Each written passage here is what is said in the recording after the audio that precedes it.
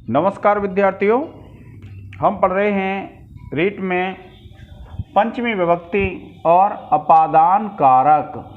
अगर हम कारकों में बात करेंगे तो कौन सा है? अपादान कारक।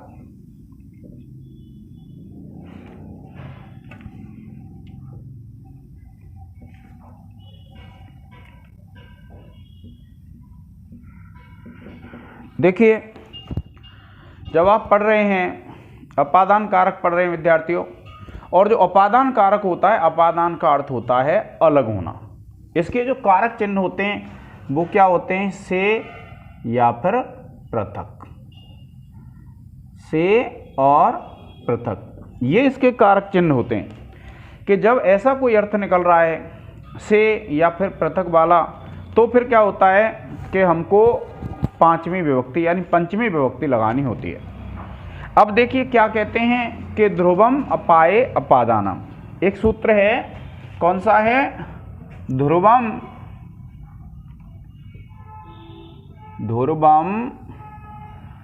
अपाये अपादानम। ये सूत्र है विद्यार्थियों। कौन सा सूत्र है? ध्रुवम अपाये अपादानम। कि जो ध्रुव होता है, देखिए इसमें क्या आया है? एक तो आया है ध्रुव। ध्रुव का मतलब होता है स्थिर, या फिर इसको अवधिभूत भी बोल देते हैं। क्या बोलते हैं? अवधिभूत। स्थिर या फिर अवधिभूत बोल देते हैं। अब ये जो स्थिर और अवधिभूत के जो कारक है, अब इसमें क्या कहा है कि ध्रुवम अपाये। अपाय कहते हैं किसी भी चीज को अलग होना, तो अलग होने को अपाय कहते हैं। तो जो ध्रुव होता है, जो स्थिर होता है, उसको क्या कहते हैं विद्यार्थियों? अपादान कहते हैं। और देखिए एक सूत्र है अपादाने पंचमी। तो अपादाने पंचमी सूत्र से क्या हो जाता है? जो अपादान कारक होता है उसमें पंचमी विभक्ति का प्रयोग कर देते हैं। कौन सी विभक्ति का? पंचमी का। अब देखिए एक बार इसका अर्थ देख लीजिए, क्या कहते हैं? विभाग के साध्य होने पर, क्या है? विभाग के साध्य होने पर, विभाग के साध्य होने पर ध्रुव। ध्रुव इसका मतलब होता है अवधिभूत, अर्थात स्थिर। एक ही बात है ये, अवधिभूत या फिर स्थिर। ये है विद्यार्थियों। अब उसके बाद कहते हैं कारक के अपादान संज्ञा होती है।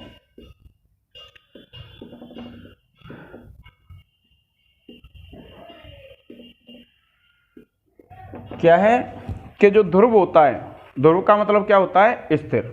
यानी जो ध्रुव कारक होता है, जो स्थिर कारक होता है, उसकी कौन सी होती है? अपादान संज्ञा होती है विद्यार्थियों। और एक सूत्र है अपादाने पंचमी। तो अपादाने जो पंचमी है, ये कौन सा सूत्र है? अपादाने पंचमी। तो इस अपादाने पंचमी सूत्र से इसमें पंचमी विभक्ति आ जाती है। जैसे आप लिखेंगे कि वह, देखिए आप वाक्य लिखेंगे, वह गांव से आया।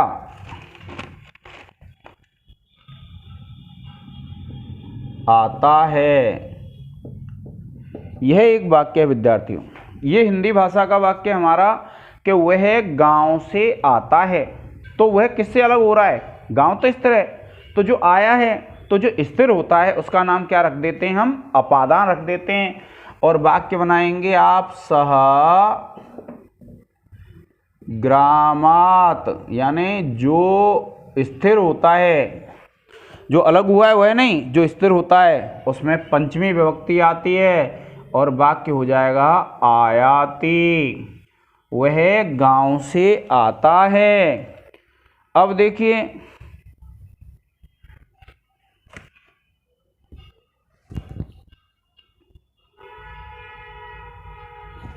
दूसरा वाक्य है। अब आप दूसरा वाक्य लिखेंगे, दौड़ते हुए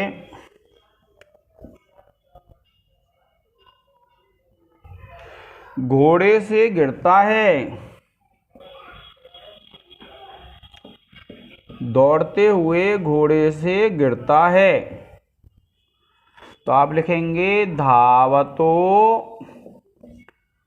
अश्वात, क्योंकि किससे गिर रहा है वो अलग किससे हो रहा है, अश्व से।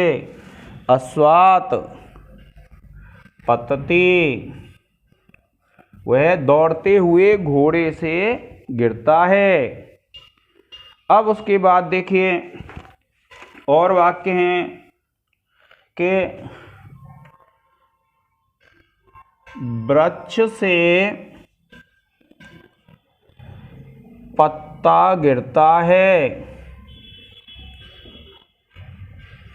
ये वाक्य है विद्यार्थियों, वृक्ष से पत्ता गिरता है। तो जो वृक्ष से पत्ता गिरता है इसमें क्या है, आप जब देखेंगे तो आप लिखेंगे वृक्षात, क्योंकि पत्ता किससे अलग हो रहा है, वृक्ष से। और जब वृक्ष से अलग हो रहा है तो वृक्ष में कौन सी विभक्ति आ जाएगी, पंचमी विभक्ति आ जाएगी। और देखिए वृक्षात आप लिखेंगे पत्रम पतति, वृक्ष से पत्ता गिरता है। ये हो गया।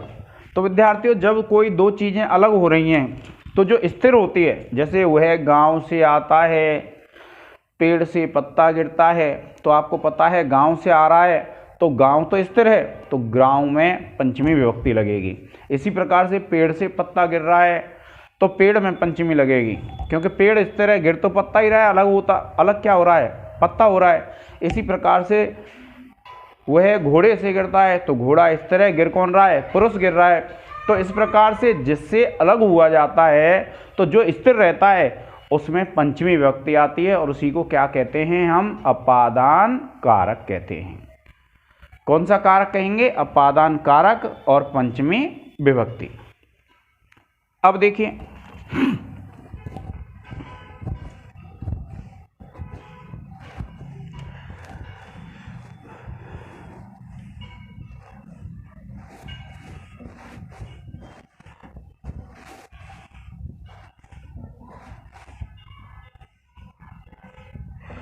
अब देखिए अन्य, आरात, इतर और ऋते। देखिए एक है अन्य, एक है आरात, एक है इतर, एक है ऋते, एक है प्रभृति, ये जो हैं, और एक है वही। इन शब्दों के योग में अगर ये शब्द आ जाते हैं विद्यार्थियों तो इन शब्दों के योग में कौन सी विभक्ति आती है, पंचमी विभक्ति आती है। जब इन शब्दों का प्रयोग हो रहा है तो कौन सी विभक्ति आएगी, आपकी पंचमी विभक्ति आएगी। आपको ध्यान रखना है इस बात का। तो देखिए कौन सी विभक्ति है, पंचमी विभक्ति। अब देखिए आप जैसे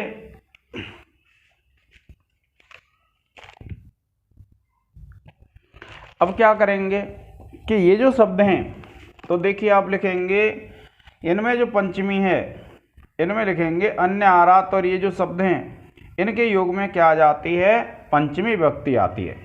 ये जब शब्द मिल जाएं कभी भी तो आपको ध्यान रखना है कौन सी विभक्ति का प्रयोग होगा, पंचमी के होगा। जैसे दिशावाची हो सकते हैं, जैसे आप लिखते हैं ग्रामात् पूर्वः, ग्रामात् अन्यः, ग्रामात् इतरः। इस प्रकार से जो होंगे विद्यार्थियों, इसी प्रकार से आप लिखेंगे शैशवात् प्रभृति। ग्रामात वही है। ये जो हैं इनके योग में कौन सी विभक्ति आती है? आपकी पंचमी विभक्ति आती है विद्यार्थियों। कौन सी विभक्ति आएगी? पंचमी आएगी। देखिए क्या कहते हैं कि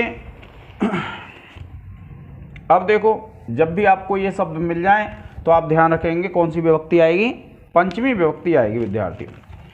अब एक है भीत्रार्थानाम भय हेतु। कौन सा है? देखिए भीत्रार्थानाम, ये सूत्र है भीत्रार्थानाम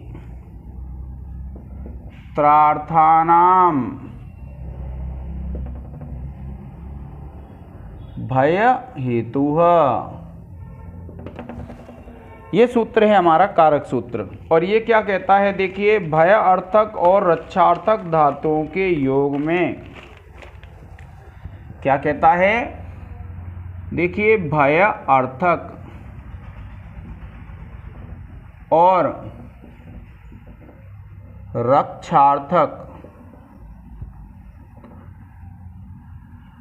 धातुओं, भय अर्थक और रक्षार्थक धातुओं के योग में भय के हेतु की, भय के हेतु की अपादान संज्ञा होती है। क्या होती है? भय के हेतु की अपादान संज्ञा होती है।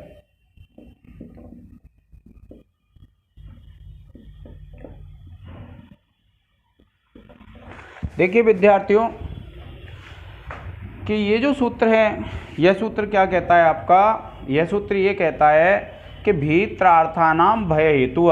भी और त्रा, भी का अर्थ होता है रक्षा कर, भयभीत होना, और त्रा का अर्थ होता है रक्षा करना।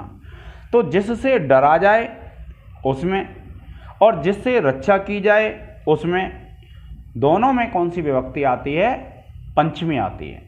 और उसी को क्या कहते हैं? अपादान कारक कहते हैं। देखिए क्या कहा है कि भीत्रार्थानाम भय हेतु, कि जिससे भय की, देखिए भीत्रार्थानाम यानी भय का जो हेतु होता है, जिससे रक्षा की जाए या जिससे डरा जाए। जैसे वाक्य है बालक चोर से डरता है, ये वाक्य है। तो आपको पता है इसमें डर किससे रहा है? चोर से। और चोर से डर रहा है तो चोर में पंचमी आ जाएगी। देखिए बालक करता है तो प्रथमा विभक्ति आ जाएगी बालकः, और इसमें पंचमी आनी है चोरात, और डरने के लिए आता है बिभेति। बालक चोर से डरता है। बालकः चोरात बिभेति, बालक चोर से डरता है। फिर है देखिए इसी में कि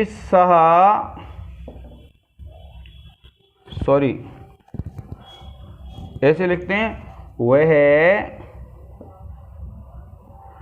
चोर से रक्षा करता है।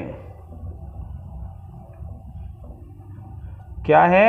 वह चोर से रक्षा करता है। तो आपको पता है रक्षा किससे हो रही है? चोर से हो रही है। तो देखिए ये तो करता है, वह तो सह हो जाएगा, और उसके बाद चोर है तो चोरात त्रायते, क्या हो जाएगी?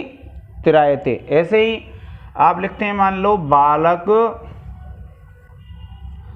शेर से डरता है, ये है बालक शेर से डरता है, ये है। तो आप लिखेंगे बालकः, क्योंकि बालक करता है। शेर है तो आप लिखेंगे सिंहात बिभेति। तो इस प्रकार से विद्यार्थियों जिससे डरा जाए या फिर जिससे रक्षा की जाए उसमें कौन सी विभक्ति आती है? पंचमी आती है और आपका अपादान कारक होता है। यानी जिससे डरा जाए या जिससे रक्षा की जाए उसमें कौन सी विभक्ति आएगी? आपकी पंचमी विभक्ति आएगी विद्यार्थियों। आप इसका एक स्क्रीनशॉट ले लें।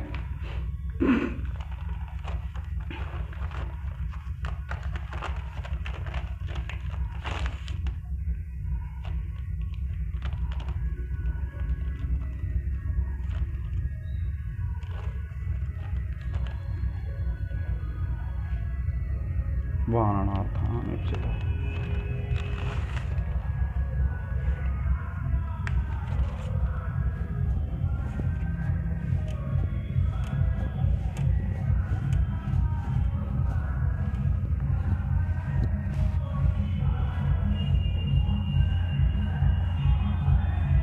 अब देखिए एक सूत्र है हमारा वारणार्थानाम ईप्सितः।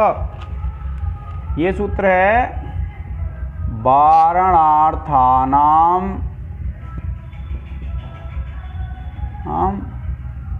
ईप्सितः।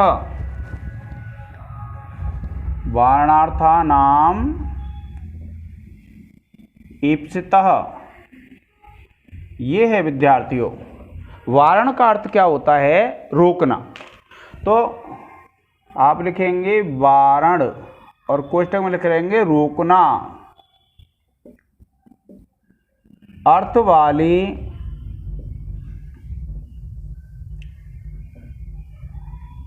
धातुओं के प्रयोग में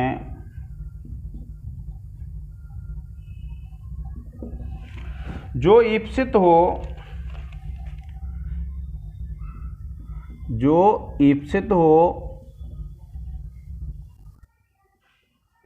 अर्थात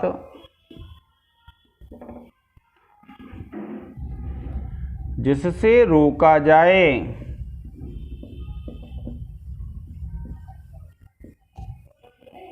अर्थात जिससे रोका जाए उसमें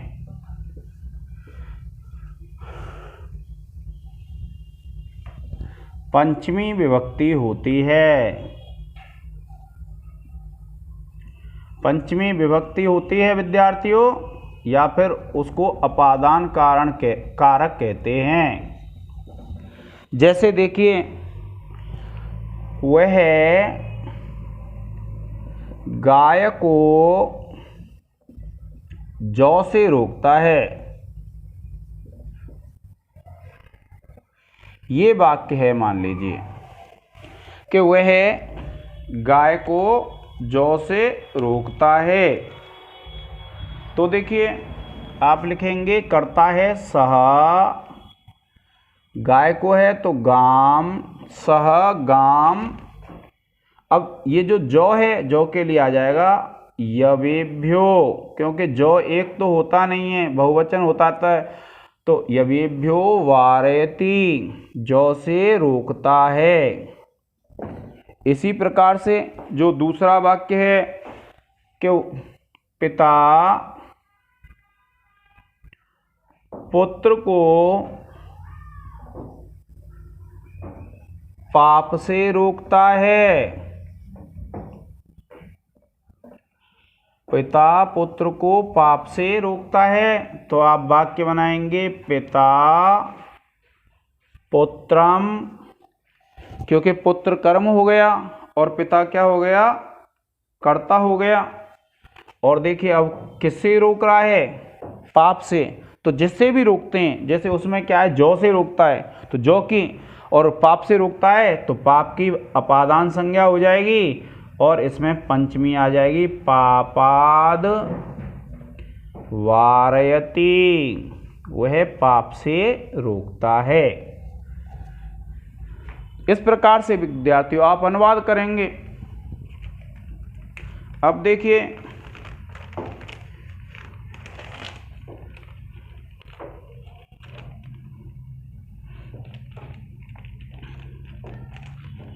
अगला जो सूत्र है कारक का,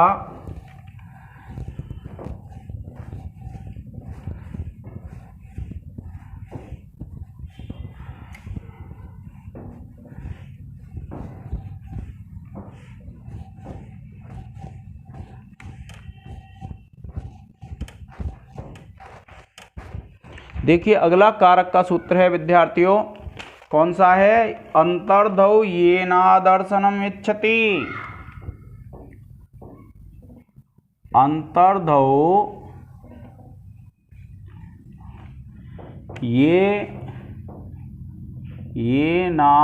येनादर्शनम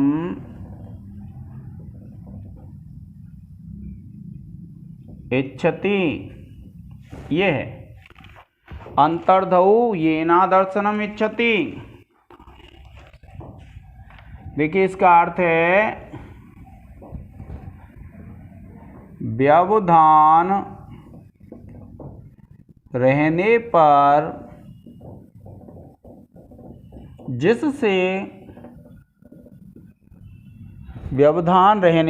जिससे अपने को छिपाना चाहता है, अपने को छिपाना चाहता है,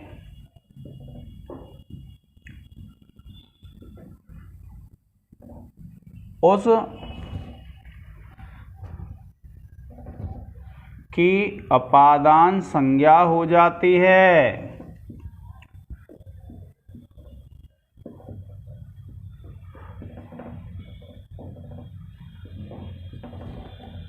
और उसमें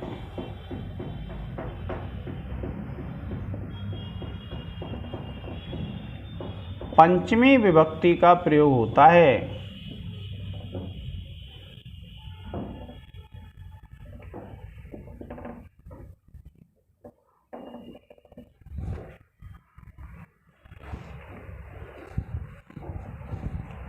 पंचमी विभक्ति का प्रयोग होता है, यह है। देखिए इस सूत्र का क्या अर्थ है कि जब छिपाना अभिष्ट हो, यानी जब कोई अपने आप को छिपाना चाहता है, क्या कहा कि अंतर्धौ येन आदर्शनम इच्छति, कि जब अंतर्धौ का मतलब है कोई व्यवधान हो रहा है, और कोई जब व्यवधान आ रहा है और जब कोई किसी को किसी से छिपाना चाहता है, तो जिससे भी छिपाना चाहते हैं, क्या कहते हैं, अपने को, जिससे अपने आप को छिपाना चाहते हैं उसी को कहेंगे विद्यार्थियों अपादान, और उसी कारक की होती है अपादान संज्ञा। जैसे देखिए क्या है, वाक्य है कृष्ण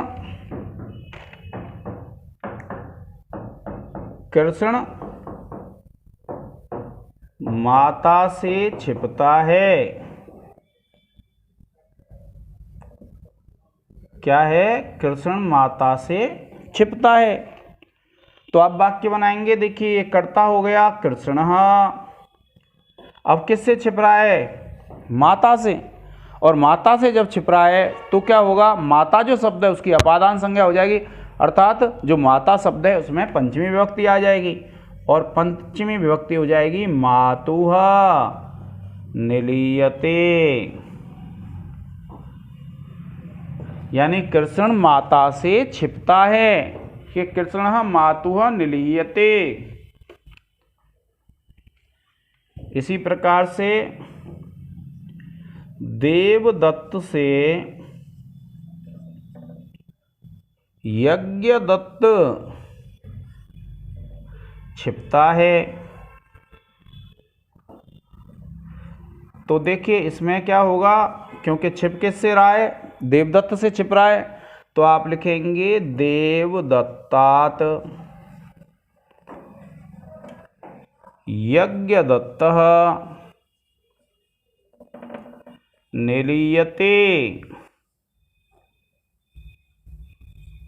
देवदत्तात् यज्ञदत्तः निलीयते, ये है।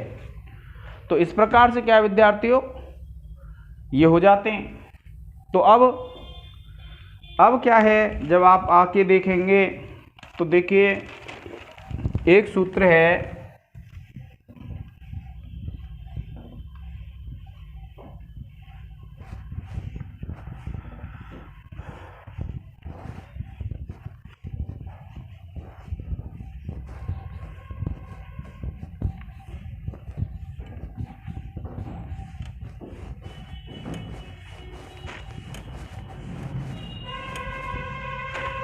देखिए आख्यातोपयोगे, कौन सा सूत्र है? आख्यातोपयोगे। ये सूत्र है विद्यार्थियों आख्यातोपयोगे।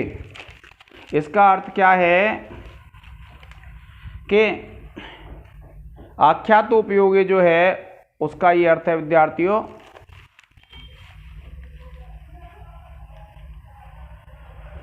कि जिससे नियम पूर्वक शिक्षा ग्रहण की जाती है। देखिए क्या कहते हैं, जिससे नियम पूर्वक शिक्षा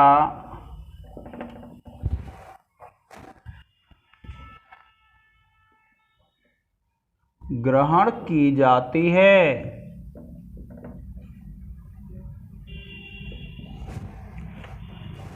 उसमें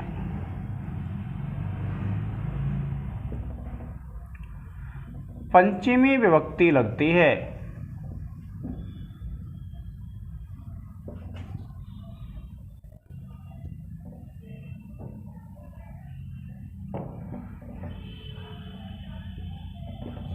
क्या कहते हैं? जिससे नियम पूर्वक शिक्षा ग्रहण की जाती है उसमें कौन सी विभक्ति लग जाती है? पंचमी लग जाती है। देखिए यानी उसको क्या कहेंगे?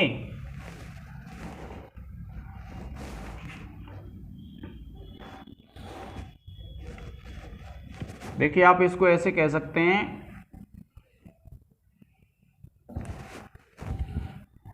उसकी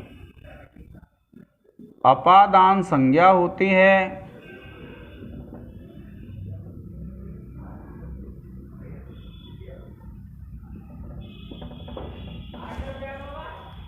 और उसमें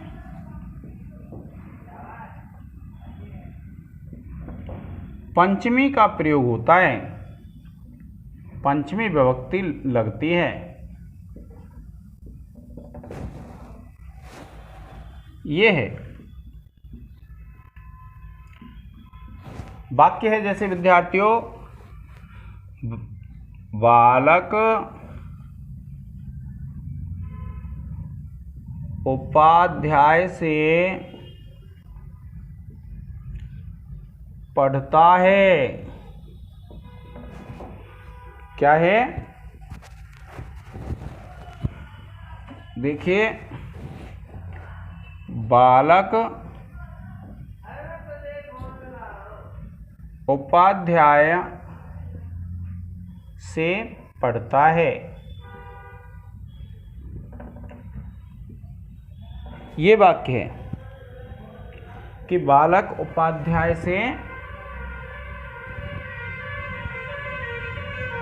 ये है देखिए पढ़ता है। अब आप क्या बनाएंगे? पढ़ किससे रहा है? उपाध्याय से। और इसमें कहा है नियम पूर्वक शिक्षा ग्रहण की जा रही हो। ऐसा नहीं होना चाहिए कुछ समय पढ़ लिया और फिर उसने बंद कर दिया। नियम पूर्वक अगर शिक्षा ग्रहण कर रहा है बालक तो उसमें कौन सी विभक्ति आएगी? आपकी पंचमी विभक्ति आएगी। देखिए कि बालकः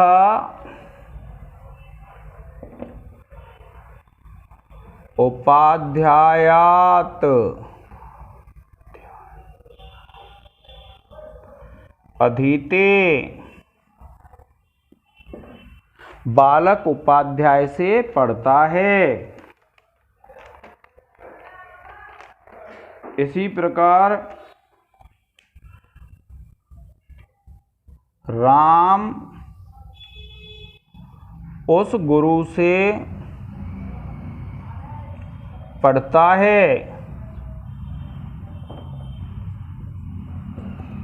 तो आप लिखेंगे देखिए राम करता है राम। अब आपको पता है ये गुरु, तो गुरु से पढ़ रहा है तो गुरु में पंचमी आएगी, लेकिन ये क्या ये विशेषण है तो आप लिखेंगे तस्माद, यानी उस, और गुरु का गुरोह, गुरु से,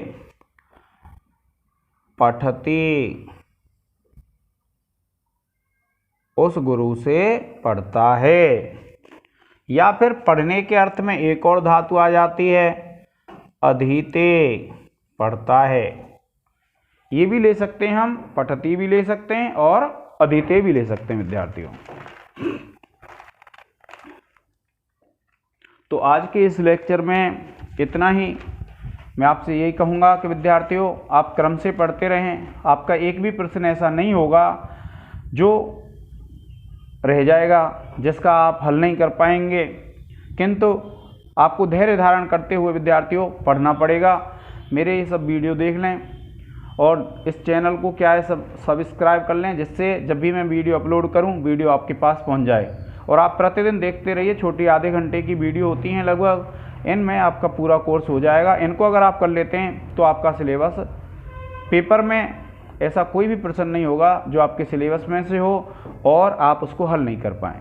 आज के लिए विद्यार्थियों इतना ही। जय हिंद, जय भारत।